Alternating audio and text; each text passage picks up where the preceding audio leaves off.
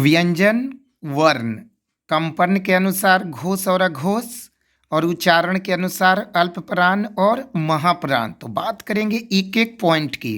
तो सबसे पहले समझते हैं कि व्यंजन वर्ण क्या होता है, इसके भेद के बारे में, कंपन के अनुसार भेद और उच्चारण के अनुसार भेद। तो परिभाषा जैसा कि है कि जिन वर्णों का उच्चारण स्वर वर्ण की सहायता से होता है वो व्यंजन वर्ण होते हैं, जैसे क हलंत ख हलंत। तो ये तो आप समझ गए। अब भेद की बात करें तो कंपन के अनुसार दो होते हैं, कौन कौन?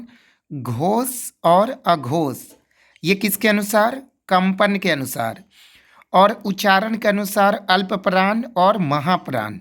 एक इम्पॉर्टेंट पॉइंट मैं बता दे रहा हूँ कि घोष वर्ण जो होते हैं वो 31 यानी कि 31 और अघोष 13, अल्पप्राण 20 और महाप्राण 15। ये सबसे पहले आपको मालूम होना चाहिए।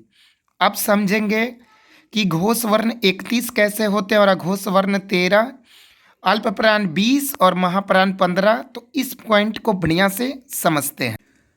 अब घोष वर्ण आपके 31 कैसे होते हैं बढ़िया से समझिएगा। तो उसके पहले आपको समझना होगा वर्ग। देखिए वर्ग आपको मालूम है 5 होते हैं, क वर्ग, च वर्ग, ट वर्ग, त वर्ग और प वर्ग। और प्रत्येक में कितने अक्षर होते हैं? 5।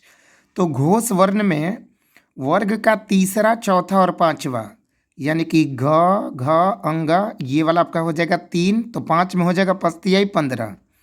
उसके बाद य, र, ल, व, ह, ये हो गया 5। तो 15 5 20 और अ से लेकर अ तक ये हो गया 11। तो ये आपके हो गए 31 यानी कि घोष वर्ण कितने हो गए? 31।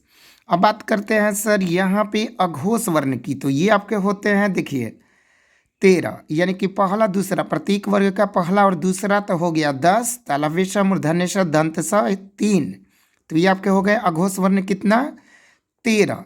होते हैं 20, प्रत्येक वर्ग का पहला, तीसरा, पांचवा यानी कि आपका क ख ग। तो 3 आपके हो गए। तो 5 में 3 15। फिर य, र, ल, व, ड। देखिए द्विगुण व्यंजन में आपका एक आ गया। तो 15 5 20 और महाप्राण प्रत्येक वर्ग का दूसरा और चौथा यानी कि दूसरा और चौथा का मतलब क्या आपका हो गया? ख और घ। तो 5 दूनी 10 और ये 5। तो कितना हो गया? 15। तो देखिए यहाँ पे सर वही ना बात हुई नहीं कि कंपन के आधार पर दो, घोष और अघोष। घोष कितने? 31, अघोष 13।